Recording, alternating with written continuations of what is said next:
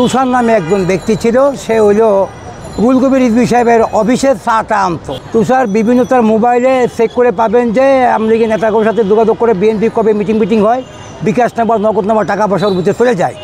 রাত্রে এই সংগঠনে যারা আছে মোবাইল চুরি করে। আর বিএনপি গুপ্তচর হলে অফিসে তুষার। প্রিয় আমার বিএনপি নেতাকর্মী ভাই ও বোনেরা, আপনারা জানেন যে আমাদের বিএনপি পার্টি অফিসে গুপ্তচর। এই গুপ্তচর তুষার নামে একজন ব্যক্তি ছিল, সে হইল রুহুল কবির রিজভী সাহেবের অফিসের চাটা আনতো। সেই রুহুল কবির রিজভী সাহেবের অফিস থেকে স্কাইপের তাকে নাম হলো তুষার। তুষার বিভিন্ন তার মোবাইলে চেক করে পাবেন যে আমলিগি নেতাগুলোর সাথে যোগাযোগ করে বিএনপি কবে মিটিং হয়, বিকাশ নাম্বার নগদ নাম্বার টাকা পয়সার বুঝে চলে যায়। এবং তারেক রহমান 8,500 বর্গ মাইল দূরে থাকেন। উনি তো জানেন না যে বাংলাদেশে কি হয়। নগদ প্রমাণ দেখেন, আমি বাংলাদেশ জাতীয়তাবাদী রিক্সা শ্রমিক আন্দোলন কেন্দ্র কমিটির সভাপতি, নির্বাচিত 231 জন। কিন্তু আমাদেরকে বাদ দিয়ে বিভিন্ন সংগঠনে আছে, এই যে বিএনপির এরা দালাল, এই গুপ্তচর, এরা রিক্সা চোরের সাথে চুরি করে। রাত্রে এই সংগঠনে যারা আছে মোবাইল চুরি করে। এমনকি একজন খিচুড়ি বেচে, একজন আলু বেচে। এদেরকে নিয়ে বিএনপি অফিসের তুষার আর এই যে ভদ্রলোক আব্দুল সাত্তার সাহেব, এদেরকে 70,000 টাকা চেক দিতে আসেন। আসলেকে তো দেখো বিএনপির আসল নেতাকর্মী, তাদেরকে বাদ দিয়া আপনি যে রিক্সা চোরগ টাকা দেন। আর বিএনপির গুপ্তচর হলে অফিসে তুষার একবার যুব দলের পল্টন থানার নেতা খলিল দোতত মাত্রামতে পিঠে বাইরের নামা দিয়েছিল। এই তুষারের ছবি এখানে নাই, এখানে ছবিটা হলো আব্দুল সাত্তার পাটোয়ারি সাহেবের। এই ছবি সংগ্রহ করা হয়েছে স্কাইপের ওখান থেকেই, কম্পিউটার থেকে বাইর করে হয়েছে। কিন্তু বিএনপির ভিতরে গুপ্তচর, এই জন্য বিএনপি ক্ষমতা আসতে পারে না।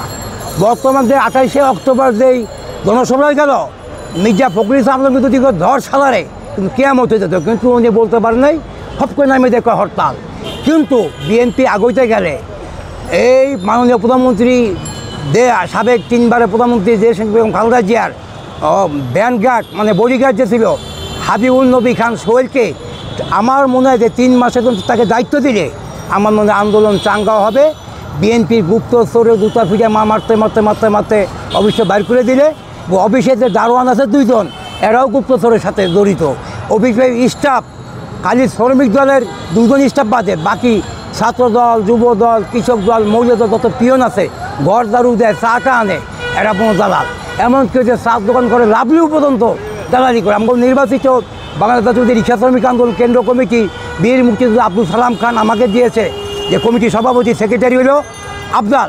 আমরা 231 জন কমিটির সদস্য থাকার পর আমরা তারেক রহমান সাহেবের কাছ থেকে কোনো দান অনুদান পাই না।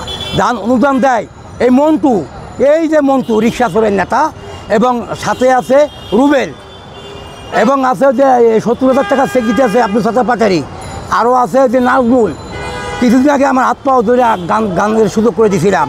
আর সাথে আছে হাত বেহা মিন্টু, এও রিক্সা চুরির মধ্যে জড়িত।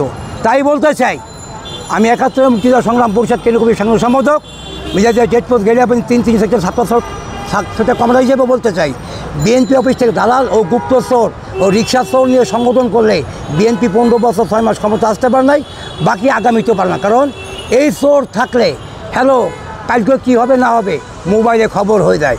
অর্থাৎ বিএনপির গুপ্তচর ওই যে তুষারে অফিস থেকে লাত্তি মেরে বাড়ি না করে দিলে অফিস স্কাইপে অন্য লোক দেন।